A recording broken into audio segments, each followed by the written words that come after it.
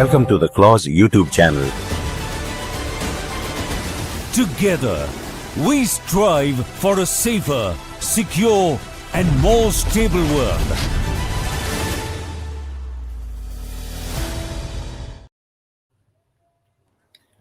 Good evening, viewers, and welcome to Jaipur Military Dialogue under the aegis of Clause.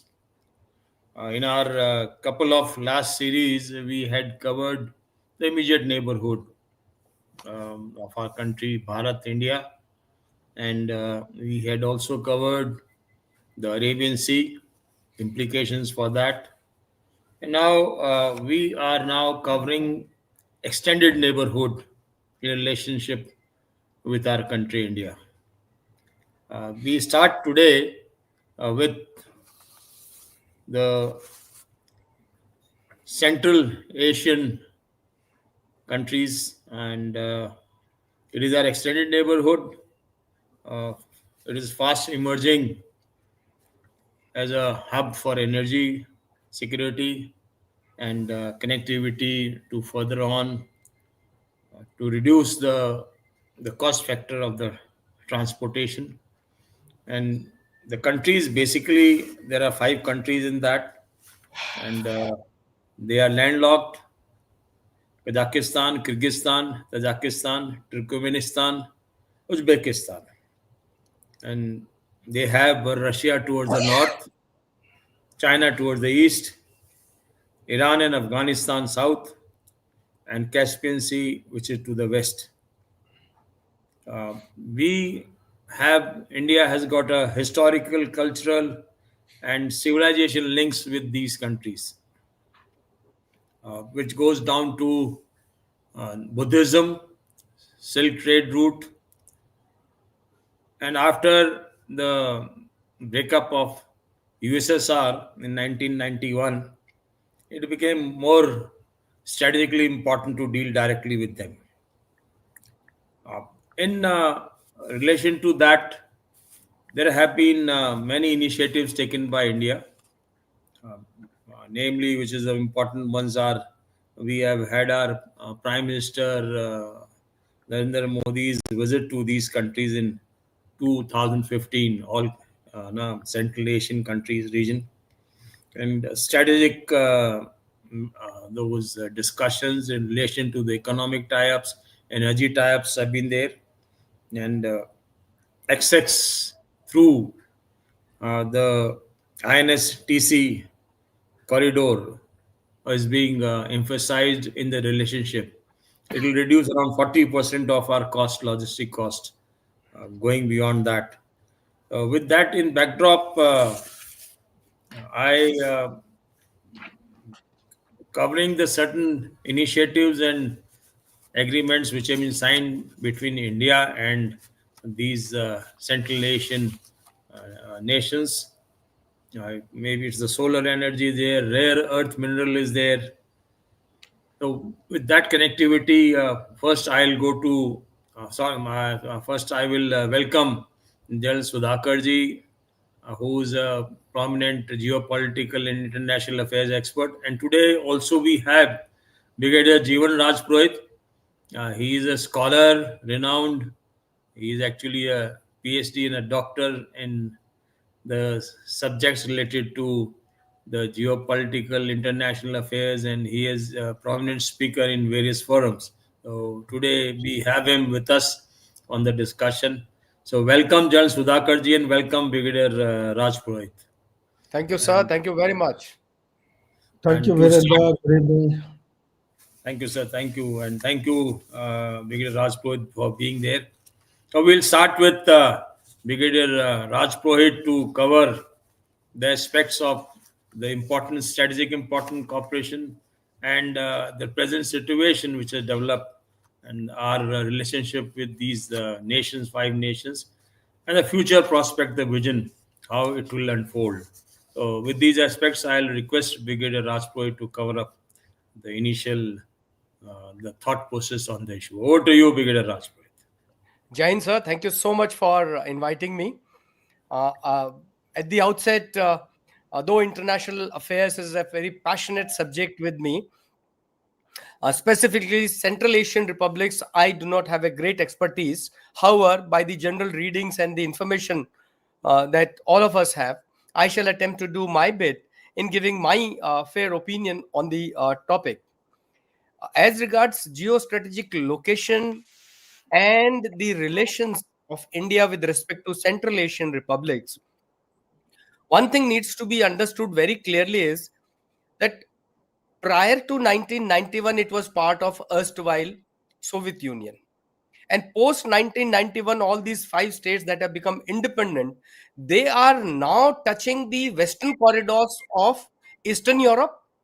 They are touching the corridors, very important corridors of Iran and Afghanistan, which have got, Iran has got the closest sea link to all these 5 countries. To the east, it is China, which is heavily dominating through trade and interactions with these 5 countries.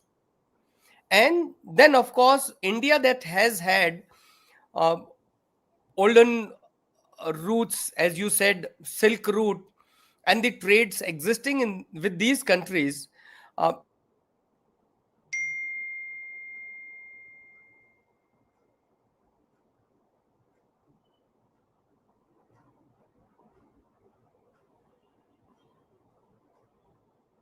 Percent of the area more than India. Overall, they have about 27.5 lakh square kilometers of area, and India has got about 32.87 lakh square kilometers. So we are about 22% more than that.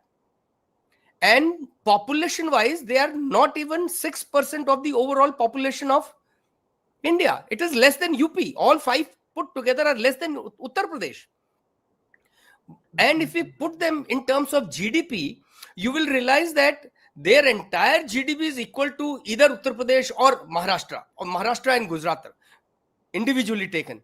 So if entire Central Asian republics were part of India, they would equal to, or they would rank number 1 or number 2 as regards GDP in Indian context.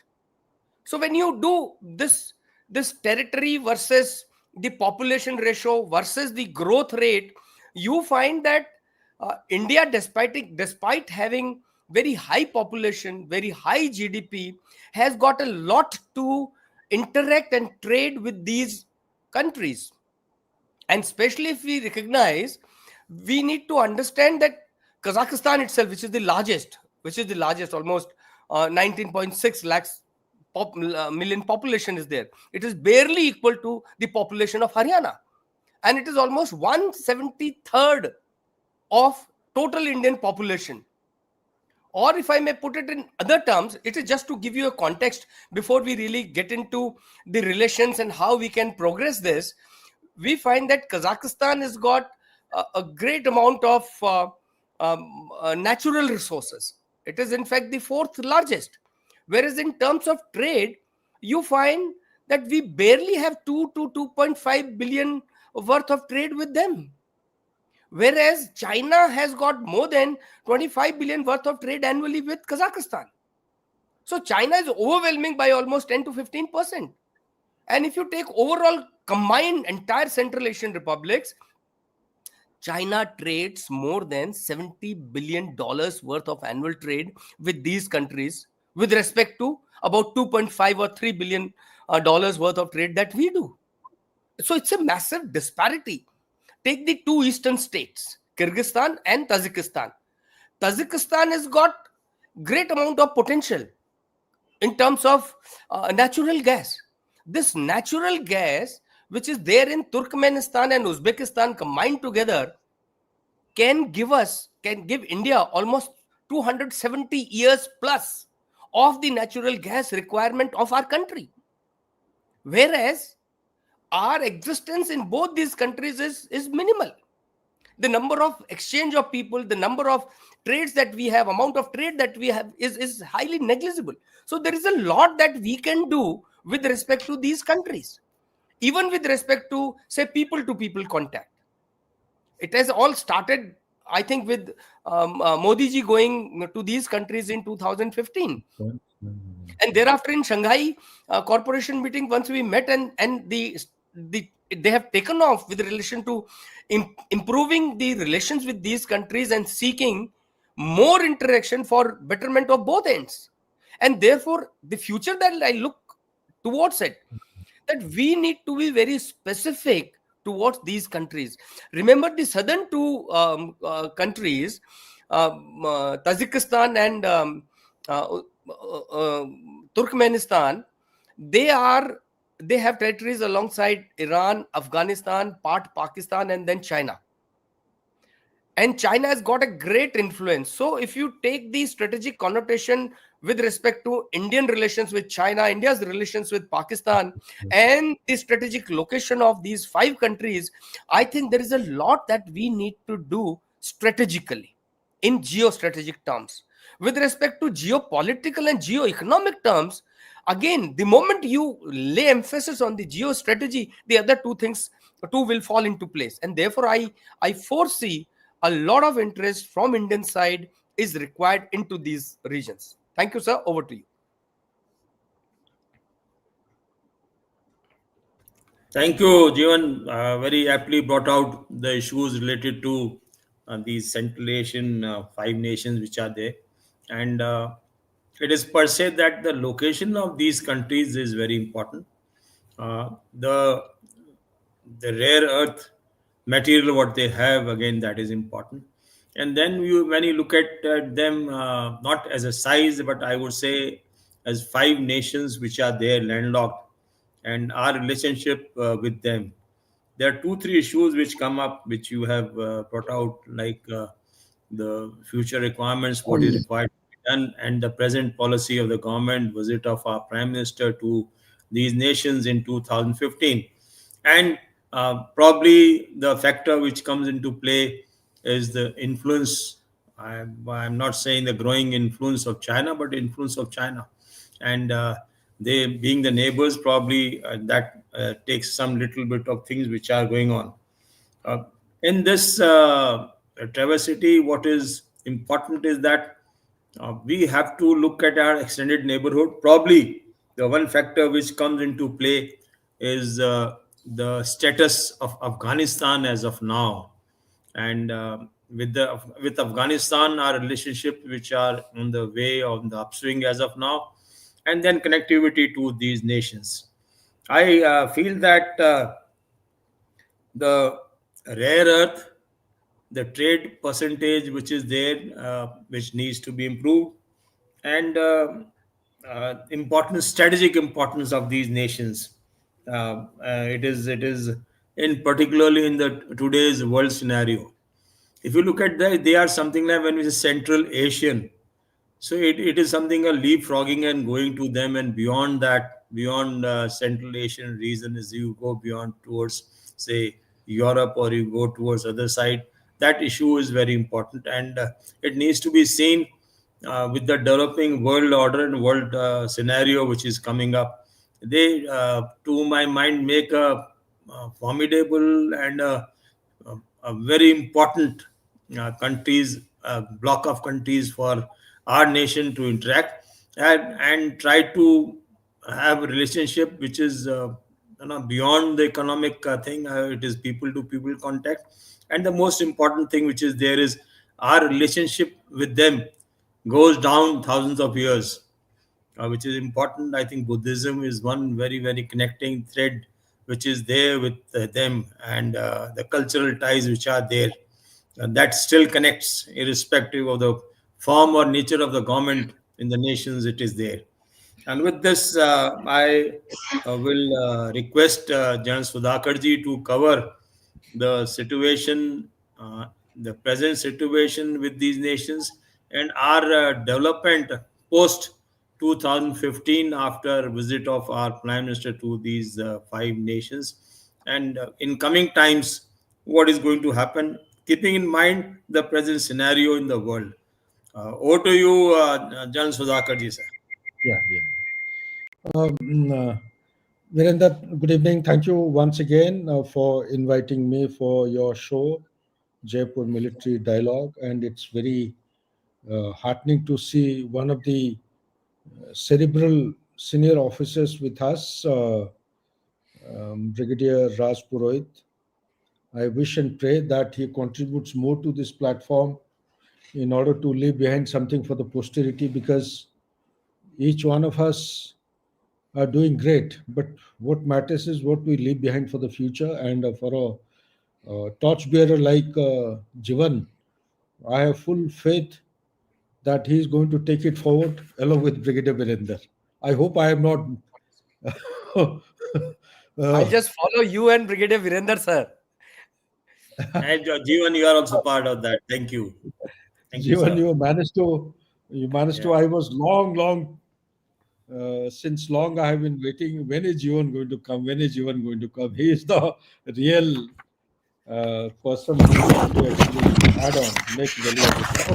Okay, gentlemen, what I'll do is, whatever my pen is worth, because with expertise that we have with Brigadier Virender and Brigadier Jivan, I am just a backbencher and I keep learning like a student. My cup is always empty. But whatever penny worth I can contribute, just allow me to go through in one flow. I'll keep the time in back of my mind, and if I go beyond a particular, give me uninterrupted flow for 10 to 15 minutes. If it goes beyond that, then I'm sorry, I'll cut short. Yeah. Take your But time, sir. No problem. uh, uh, thank you, Jivan. You have covered almost all the important issues: trade, energy, and security. If you have to sum up and start this particular subject of Central Asia, they will gravitate towards these three important issues: trade, energy, and security. And let's not forget about the issue that this particular region, it has got the fourth largest reservoir of fossil fuel. A country like Turkmenistan has got the fourth largest reservoir of gas, liquid natural gas, and Kazakhstan is one of the largest repository has got or the deposit of uranium. And there is a great game which has been ongoing since Cold War 1.0. And the great game has transformed into a new great game. The stakeholders are post disintegration of Soviet Union. We have stakeholders like China has suddenly his border has become vulnerable, and he has got borders with three of the countries of Central Asian Republic, and it has also got borders with Afghanistan and the border with India. Although we don't have a border with China, but it is with East Turkestan in this part of the region. Now they had, after consequent to invasion into East Turkestan, now they call it as Xinjiang province. So we have a large border with Xinjiang province opposite India's eastern Ladakh. So with this, I'll quickly go through the historical ties with Central Asia, which takes us back to, if I respect my memory, to 3rd century BC. And so, since the nation, it is to be called as the underbelly of Soviet Union in those days. Even now, they are also called as the underbelly of Russia. Russia being an extension of the legacy of Soviet Union. And the main Silk Route is to pass through the Central Asian Republic. Also, be mindful of the fact that the flagship project of BRI, there are six flagship projects. Out of six, four of them they originate from Xinjiang province, Kashgar, and other than the CPEC passes through Pakistan. The remaining three, willy nilly, they actually cut across the Central Asian Republic, and one of the axes is aimed to connect with Europe. Unfortunately, Ukraine has had ongoing conflict for past 3.5 years. So there are stumbling blocks. Now, what do they do in this the legendary Silk Route?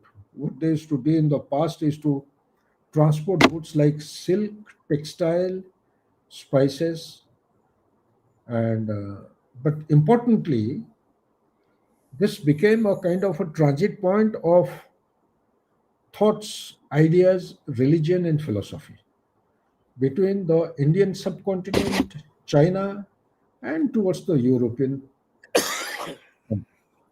So this much is good to share as far as the history is concerned. But let's come to the geostrategic importance. The geostrategic importance Jivan has already covered in detail. But some of the issues which I feel require flagging is that this piece or this area, which consists of 5 countries, and these 5 countries include, you have countries like, we start from the north of Afghanistan, we start with Turkmenistan, Uzbekistan, Tajikistan, Kyrgyzstan, and Kazakhstan. What needs to be understood is the border with Turkmenistan, between Afghanistan and Turkmenistan. Border with Uzbekistan is the smallest one. Tajikistan is quite a big one, and we, if you recall, southeast of Dushanbe, there's a place called Aini, and southeast of Dushanbe used to be Fakrov. Recently, we have pulled back our assets from there because this is nothing alarming. Our mandate for establishing the asset was something different, and but India would do well to somehow or the other navigate through the process of negotiation and continue to have its footprint at the erstwhile place at this Dushanbe, because that gives us the these are two vantage locations which enable us to dominate the what is called Badakhshan province, that is the Wakhan corridor, as also keep an eye on the movement of Uyghur Muslims and the Taliban. The purpose of these two bases, or call it as one base, was something different. It was basically when we used to support the Northern Alliance and fight against the Taliban. Now, Taliban is back to power, and we are developing good relations with Taliban. And I won't say conditional, but it is definitely very, very calibrated and objective oriented. Basically, people centric kind of developmental activities which India is extending, and Taliban has shown interest and positive inklings, welcoming India's efforts towards that. So, having covered this, also Central Asia, we must keep in mind that it is a region which stretches from Caspian Sea. Caspian Sea is to the west of the Central Asia. Why am I bringing out is that one corridor will come up, INSTUC, that is called the North-South multimodal transcontinental kind of a route. You have railway line, you have roads, you have sea lanes, you have inland water, and it cuts across even Caspian Sea and takes the route to not only Russia, Petersburg, but way forward. It is under construction. Unfortunately, there are also challenges, stumbling block, but we have had successful transportation of high-grade quality of coal from Russia coming through this route to Chabahar port. So Caspian assumes importance because of that. So one is Caspian Sea in the west, and also stretches towards China and Mongolia in the east, and also Afghanistan, Iran in the south, and Russia in the north. This has to be understood broadly.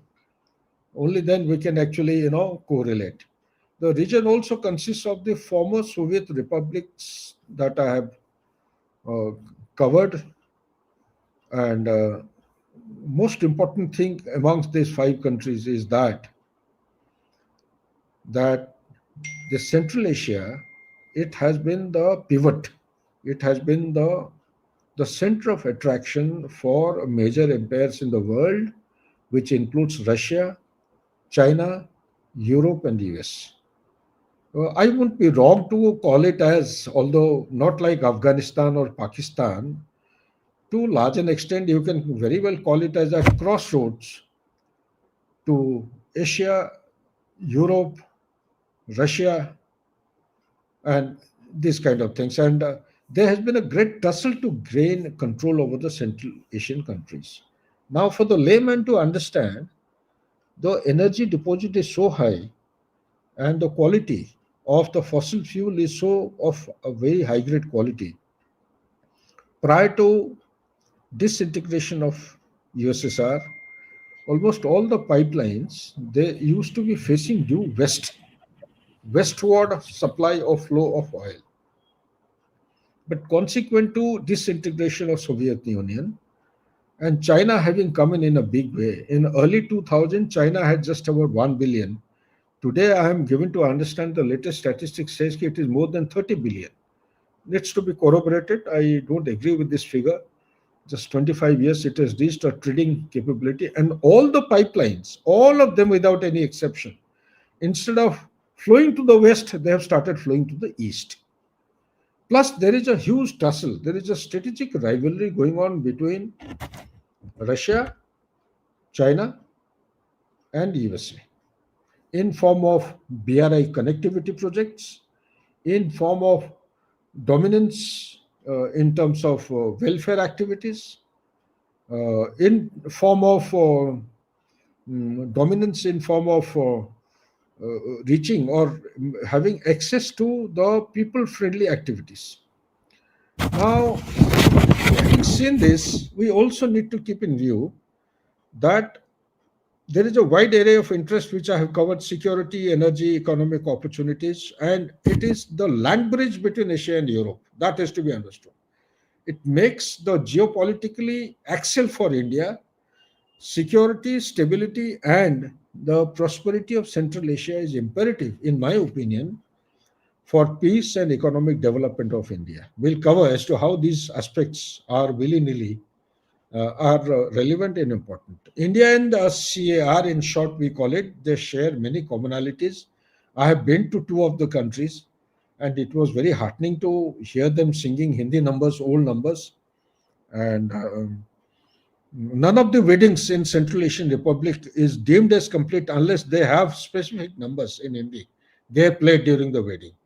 So that is the kind of popularity, and you can recall. And the dietary habits also, very surprisingly, I found are very, very natural, connected with Indian food habits and the, the, the palate, the taste buds. This is as far as I would say, though not primarily geostrategic interest issues, but they somehow they enhance. I'm trying to build up a narrative as to why Central Asia Republic is very important to this time. India needs to invest time and energy in this. Now we come to this important issue of Central Asian regions are increasingly getting integrated into the East-West Trans-Eurasian transit economic corridors, which I have briefly alluded to. Now, it's very important. Let's very briefly touch upon on Chinese forays into Central Asian Republic. Chinese forays are basically they earlier they never used to have any footprint in the walk-in corridor.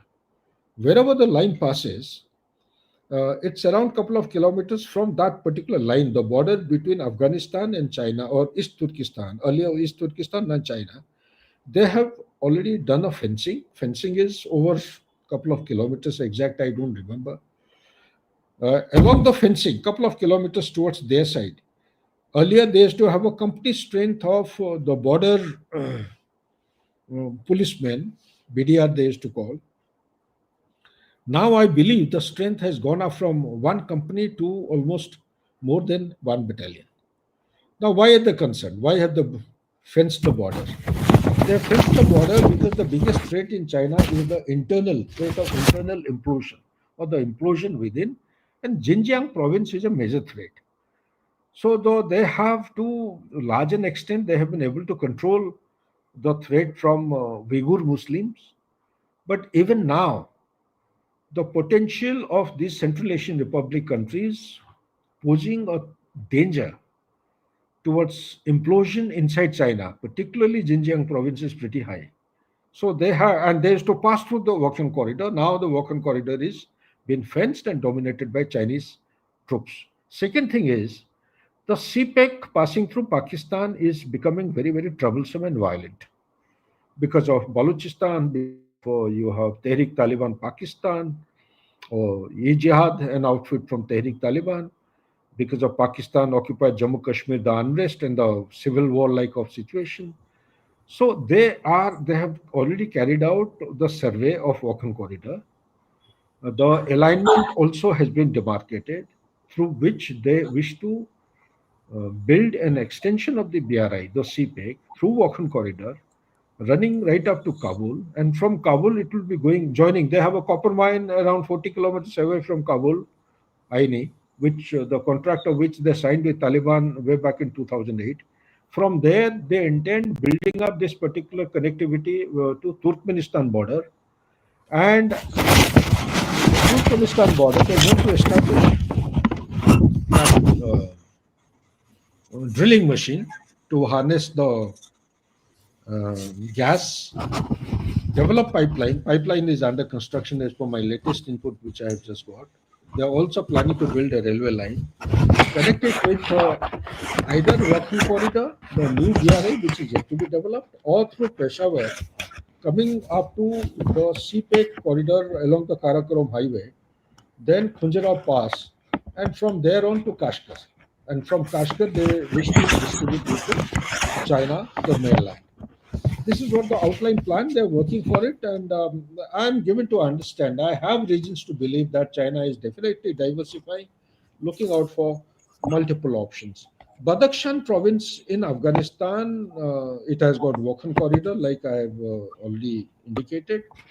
Now, basically, to disrupt contacts between Uyghurs in the neighboring Xinjiang province in China and their relations, their brethren abroad, as also to disrupt the ISIS and other similar groups. What are these groups? I'll quickly go through in the next couple of minutes' time. They're trying to build links with and operate in Xinjiang province. One. And second point I wish to highlight is, for years, Beijing has maintained contacts with the Taliban and has supported the idea of a reconstituted Afghanistan with Taliban elements in its new post-peace deal government, which happened in 2021. Also, now this amount which I am going to state, because the internet is not working here, I couldn't get the latest data. So this is based on the data which I used while I had gone to give talks in a couple of IITs and IIMs and Army War College also. This was in the year 2020. So do forgive me. This needs updation. I think the figure has undergone change. Almost about or more than $698 million US dollars project. They have been bankrolled by China's Exim Bank, built by China Road and Bridge Corporation, ARBC, which are scheduled to be completed by 2021. My latest ES shows that it has already been completed. And it has opened a strategic route as part of BRI along the ancient Silk Route in China's mountainous Xinjiang Uyghur Autonomous Region, that is UAR, XUAR, towards Turkestan Pass, that provides China-Pakistan Economic Corridor, a critical node into Central Asia. Now, there is a pass which goes into the Turkestan, and it cuts across this particular mountainous feature and goes deeper into Central Asia. This has also been built. Those four axes that I indicated, four major ones. This road, in effect, will interlink Pakistan, China, and Kyrgyzstan with strategic nodes extending to Uzbekistan, Tajikistan, and Kazakhstan. Also, another important thing I must share with the audience is that China has built fencing along the border with Tajikistan, Kyrgyzstan, and Kazakhstan. Exact distance I don't remember. Nor do I have the data that can be Googled and found out. But what I'm trying to highlight is this has been fenced, and China is taking, firstly, very, very serious steps to keep it under domination and surveillance, and also presence of troops along the border. This is a very important aspect I thought I must share with you. Then also the telecom giant that we know of, Huawei Technologies, in partnership with China, it has unveiled a very ambitious plan, and I'm given to understand that it is nearing completion to transform the capital of Kyrgyzstan, that is Bishkek, And Osh is the second largest city in Kyrgyzstan into smart cities powered by fast internet and cyber monitoring system. This is one. This has been completed. It's already operational. Apart from highways and power projects, China is concentrating on railways in its bid to reach out to Turkey and beyond through Uzbekistan, Turkmenistan, Iran, as also towards European Union through Russia's Trans-Siberian Railway and Belarus. Now, what are the challenges? In brief, India challenges are China's expanding footprint in form of BRI. Number two, terrorism. Number three, the radicalization and Islamic fundamentalism. Strengths, I think Jivan has covered adequately. We need to focus on the economy, the trading part, and we need to enhance our that India and Central Asian Republic trade because now it's going through. India is in deficit. We need to improve our trade balance in our favor. We are importing a lot more from Central Asian Republic than what we are exporting. We are exporting things like tea. We are exporting things like IT. We are exporting things like which are of small revenue generating potential. So we need to look around as to how best we can do. And also we are extending something like banking services, hard currency. Problems are because there are non-availability of hard currency and the prevailing corruption in these all the four countries. Next issue is what is it that we are doing? We all know about Chabahar, we know about the North-South corridor, we know that a lot of things are happening, and we also know about the efforts to make a free trade agreement a success. And we are spurring our trade to 170 billions from a paltry $10 billion in a foreseeable future. That is a free trade agreement between India and the Eurasian Economic Union, EAEU. We are also focusing on Connect Central Asia and using the synergy of existing forums like SCO, Eurasian Economic Community, EEC, etc., etc., and the growing synergies between India and CAR will, of course, is started giving positive signs with regard to security, stability, economic growth, and development of all countries. Now, that is not enough. That is not enough. Very quickly, just allow me just to go over the issue like India's relations with the CAR. We have had the fourth dialogue in New Delhi on 6th of June 2025. Our focus areas have been trade, energy, and connectivity. Trade was just about 2 billion in 22-23. There are logistical hurdles because Wagah border is closed. Chabahar at times it is being sanctioned. There is no uh, ease of connectivity, and India is importing huge quantum of uranium from Kazakhstan. We are getting agricultural products. People may not be knowing huge quantum of agricultural products from Uzbekistan. India is exporting, apart from what I have shared, pharmaceutical medicines, particularly and tea. But also, we need to remain extremely careful about terrorism. Cultural ties, I have already indicated. Now, before we go into the terrorism part, we need to keep in mind the total population is little over 70 million people, and mostly Kazakhstan, we have Uzbekistan, which has got maximum population around 36 million. Kazakhstan is 18 million. Tajikistan is 10 million. Kyrgyzstan is 6 million. Turkmenistan is 5.6 million. I'll not cover anything about Afghanistan since we have covered about it in our immediate neighborhood. Now, let's talk very briefly about the religion. Now, all the five countries, they have a Sunni domination, Sunni Islam domination. Tajikistan has got 98%, around approximately. Then you have Turkestan is 95%, Uzbekistan 95, Kyrgyzstan 90%, Kazakhstan 70 to 76%. Christianity is the second largest religion in this area. You have a sprinkling of Buddhism and Jainism as well. But coming to the terrorist law, this is where I wanted to focus, and we have 42. Okay, I'll wind up quickly. There are indigenous, there are international groups. Now, majorly, these are Al Qaeda and ISIS groups. But let's tackle them one by one quickly. You have Islamic movement of Uzbekistan, In short, it is called a IMU.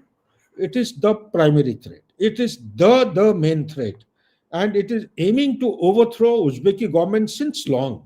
Not one decade, 2 decades, many times, even prior to disintegration of USSR. They have been consistently making an effort. The names have been changing, but today it is the biggest threat, and there is a threat of establishment of Islamic State in Uzbekistan today. They want to make a huge regional caliphate. Fortunately, they have not succeeded. There is a great pushback, and therefore they have shifted the focus towards Afghanistan-Pakistan corridor. Next. There is a lot more. I just to save time very quickly. We have Hizbut ut Tahrir (HUT). This is a pan-Islamic political organization. The centrality of this organization is that they are not violent. It is a non-violent or political organization. They follow a political ideology, but for reasons that cannot be explained in such a short time, it has been banned. That is the happy thing. It has been banned by the government. And the third one is the East Turkestan Islamic Movement, ETIM, which in short we call as Uyghur Muslims. Uyghur Muslim will take or talk will be more than 3 hours, but suffice to say there is a militant organization like this, which is very active and keeping China on its toes. You have next is the Islamic State / ISIS Khorasan, and predominantly you find the membership from Tajikistan, country like Tajikistan, are active members in these militant outfits. And there is a threat of trans-border attacks. There are attacks taking place from Taliban into Tajikistan. So you have to understand the dynamic and vice versa.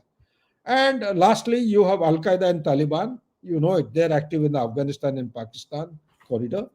But let me just quickly bring out certain aspects, highlights. Tajikistan, it has had a majority terrorist incidents and from the ISIS Khorasan, IMU and HUT. Kyrgyzstan, ETIM has been carrying out violent activities. Kazakhstan, since 2016, it has started showing indications of relative normalcy. Uzbekistan, there is a strong counter-terrorism measure, radicalization steps taken by the government. It has calmed down a lot. Turkmenistan, there are fewer terrorist attacks. Now, why am I giving out all this? I'm giving out all this because the security, when we talk about Afghan-Pakistan corridor, is the epicenter of terrorism in the world. We need to keep in mind that Afghan-Pakistan has got borders. They're sharing borders with the Central Asian Republic. And therefore, our presence or our dominance in Afghanistan in whatever form, in the name of people-to-people contact or people-friendly developmental activities, at least our presence makes a lot of difference. Number two, after Operation Sindoor and post-Operation Sindoor, having brought about a great, very significant shift in our military doctrine. Now we are going in for, deterrence of punishment, not deterrence of deniability. Now we are going in for not strategic restraint. We are going in for strategic reciprocal risk. Reciprocal risk means the underscore figure or the word phrase is reciprocity. If they carry out one attack, we must always retort back. So reciprocity should become the common phraseology, not only for Ministry of External Affairs, but also the doctrine formulators in the security apparatus, whether it is Army, Navy, Air Force, or the paramilitary forces. And third and most important thing is that our doctrine of punishment is very important. Now, this was as far as Operation Sindoor 1 was concerned. Now I am highlighting that the time has come in 21st century, India having demonstrated its capability of punitive precision target engagement without any collateral damage. The same couldn't have been possible without very precise intelligence. Now the time has come that we need to extend our outreach, prevent launching of any kind of operation or planning for conduct of violent activities or non-violent or non-kinetic activities on the soil of the adversary, whether it is Central Asian Republic, they may not be adversary, but here is a country which is fomenting or there is providing a fertile ground for terrorism. They may not be providing, but it has been actually nurturing on its own by virtue of common borders with the epicenter of terrorism, Afghanistan and Pakistan being central to the world order. So, therefore, India will do well if we focus not only on trade, on energy, or on connectivity projects, but also security. We need to develop our architecture in a manner that we start gaining intelligence. The day is not far when we may have to engage with precision accuracy some targets in Central Asian Republic. And if it doesn't happen, if it is not warranted, that's very good. But we need to extend our reach. And therefore, it brings me down to one very important issue is that the strategic importance when we talk, since we are talking about immediate neighborhood, we are talking about extended neighborhood, our audience will do well to understand that the geostrategic interest of India, we should start shaping the environment to become a global power by 2047 with 30 trillion or more US dollar economy, with per capita income, the current state being $2,800. It must go up to between 14,000 to 20,000 US dollar. Only then we can meet the parameters which are laid down by the United Nations agencies to become a global power. At present, the India's strategic location is in Asia and Indian Ocean region. Its areas of strategic interest is large and extends from Malacca Strait in the east. These are traditional definition I give.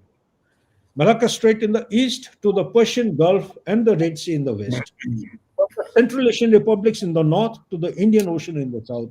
The time has come wherein we have to extend from Persian Gulf to Mediterranean and from Malacca Strait to South China Sea. Thank you. Back to you, please. Thank you, sir. Thank you, Jan Sudhakar Jee.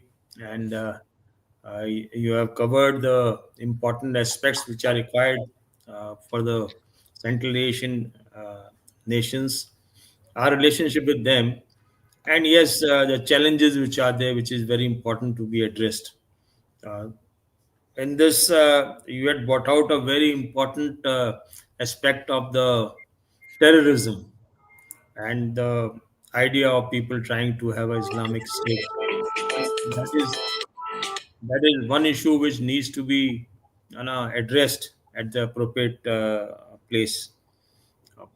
Certain issues crop up when we look at our Central Asian nations, which is there, and the aspects which are there is we have to move beyond our borders, immediate neighborhood, and with that, this is not only our focus has to be beyond the borders and connectivity being a future.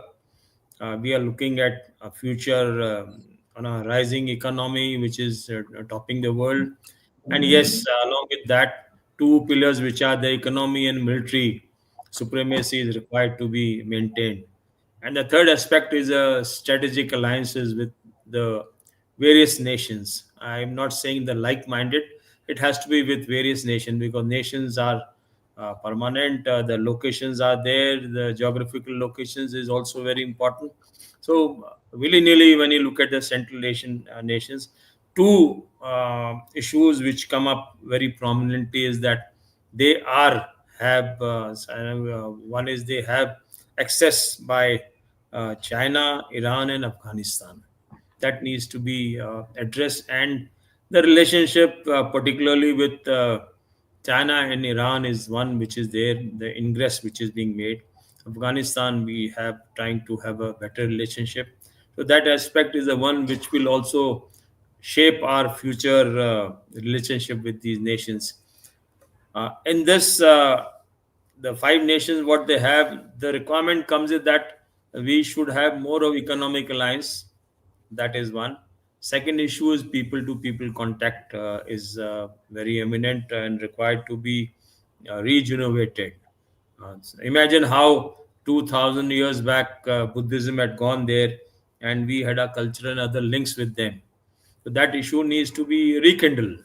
rekindle in a way that the development keeps on taking place. And in this, the visit of Russian president to India, erstwhile USSR, things which are there in the mind, it also has an influence on our relationship with the Central Asian nations, and that issue is, to my mind, is also in the backdrop which needs to be seen. We have the look east policy, and now I think we started with looking towards the Central Asian nations. Central Asia, look, Central Asia is the one issue which needs to be focused on to. The focus is required to be taken. And with that, I'll quickly go to Brigadier Rajpurohit to cover up the issues, particularly in view of the visit of President Putin to India and how it is going to impact our relationship with the Central Asian nations. Over to you, Brigadier Rajpurohit. Thank you, sir. Thank you very much. Sudhakar Jee, sir, you covered that very extensively, and I think majority of issues have come out which actually impact our relations with the Central Asian republics and how they will impact our rise towards Viksit Bharat 2047. When it comes to what you actually asked, visit of President Putin to India and impact on Central Asian republics. Let me put it in two ways. Number one, the visit of Russian president is an annual affair. It is 23rd annual meeting of the bilateral between the two countries where we meet. And this time is no different as in the previous times. What is different and new is the war which is waging between Russia and Ukraine. Number two, the tariff war which President Trump has waged against Russia and China. India is also a sufferer. And the second aspect that I wish to cover in this is how we gonna react to the Central Asian republics if our relations with Russia improves further. So point one is the impact of the war and visit of President Putin. While the talk of S-500 coming in is very strong, talks of Su-57 coming in is very strong, and relations are going to be stronger by the day. Now, this need not be related with what President Trump says or what America feels.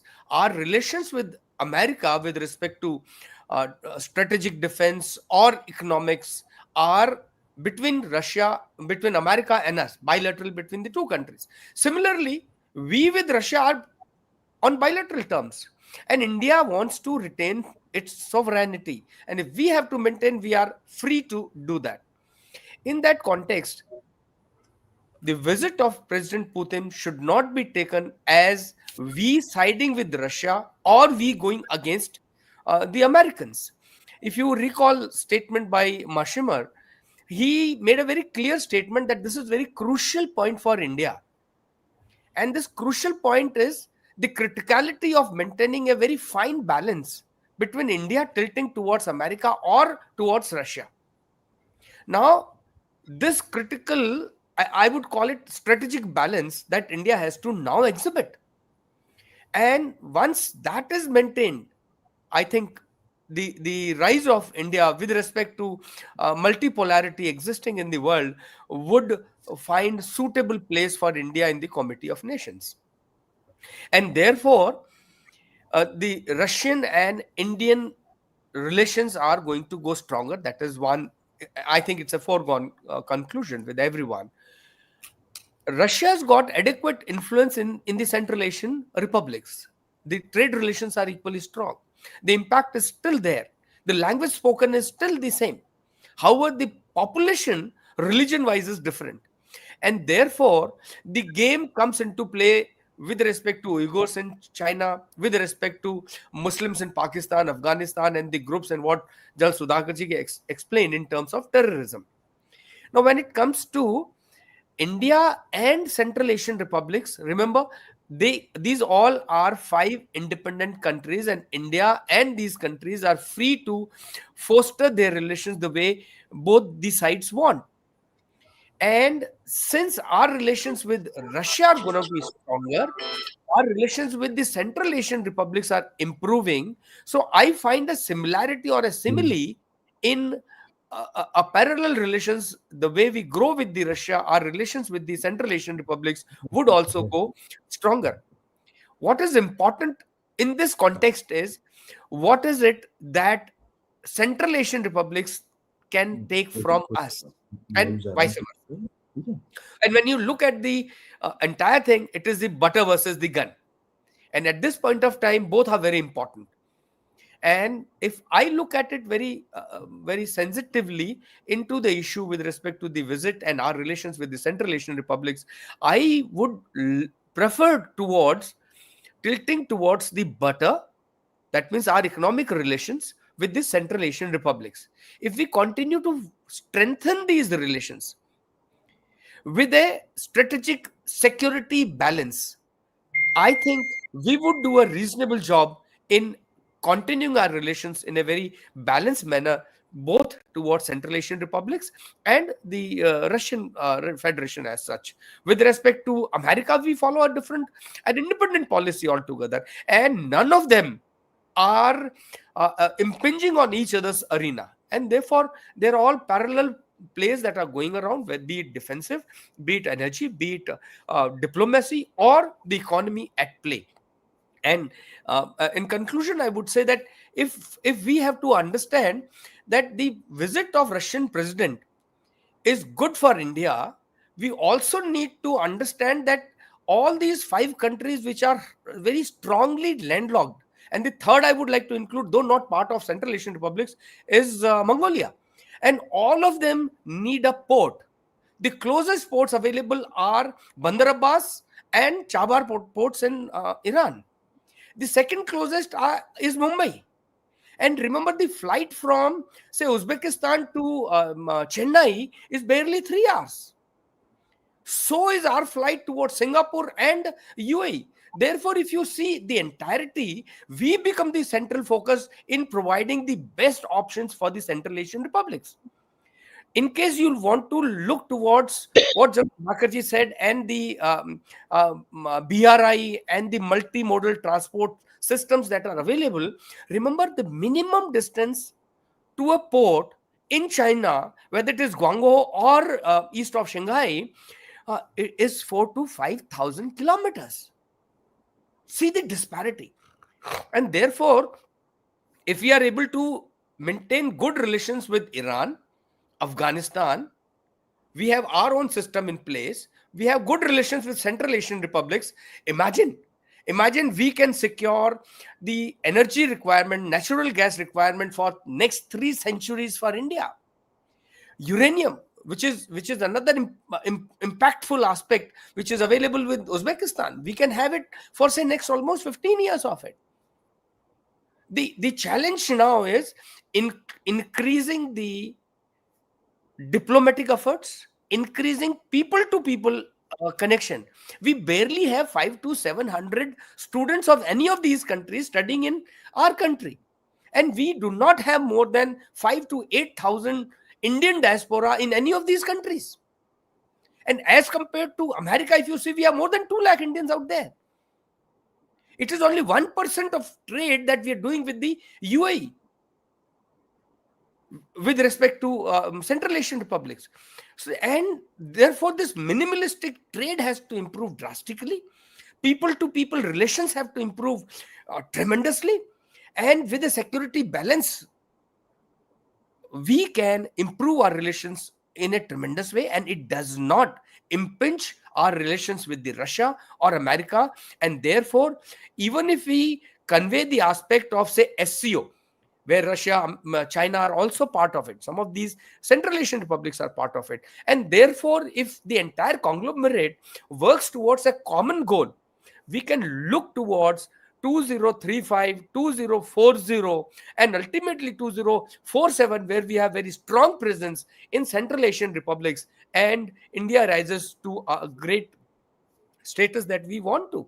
And therefore, a very balanced and I think a very balanced and a thoughtful rise in the entirety.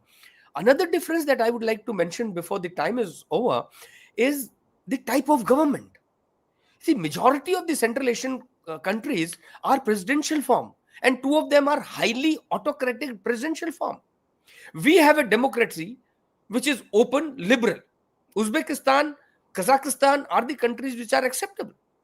And therefore, increasing our relations on that pattern, I'm sure would be welcomed by them as well.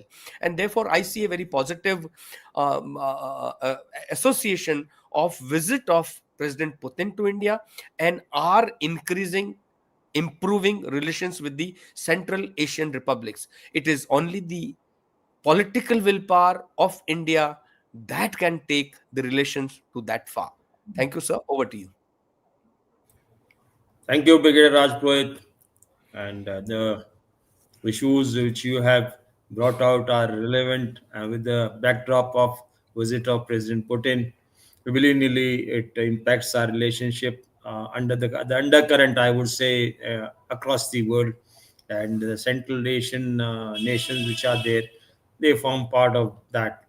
And I think the requirement is there that at the government level, I say political level, government level, we do require a thought that we have to further talk the walk along with these nations in relationship with the economic tie-ups, in relation with the utilization and the resources of the rare earth is again a very important aspect which is coming in the today's world, a link for development and relationship with the nations.